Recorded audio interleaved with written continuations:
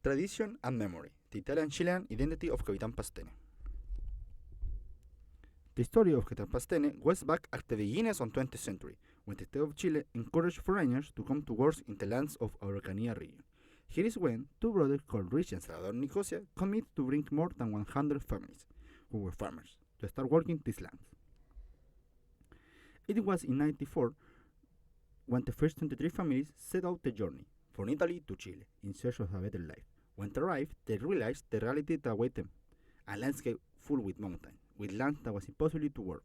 The next year arrived a second group of families, and here is when this town stopped calling New Italy and started being called Capitan Pastene, in honor of an Italian sailor who traveled with Pedro de Valdivia.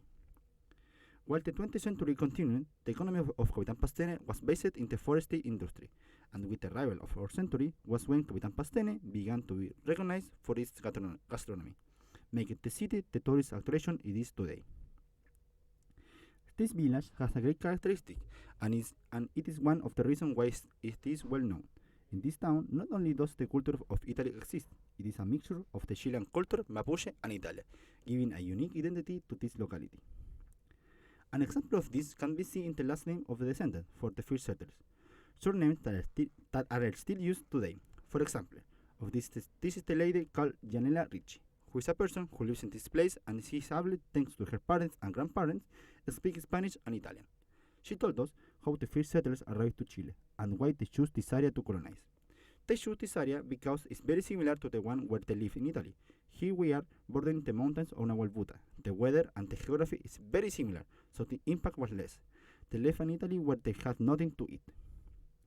Another vestige of the Italian culture can be found in the Montecorone Emporium. Inside, we can find pictures of the settlers and a variety of products, whose preparation is adapted to the local environment. This emporium, besides preserving the Italian architecture, fused elements of the Chilean and Mapuche culture, creating a unique culture for this place.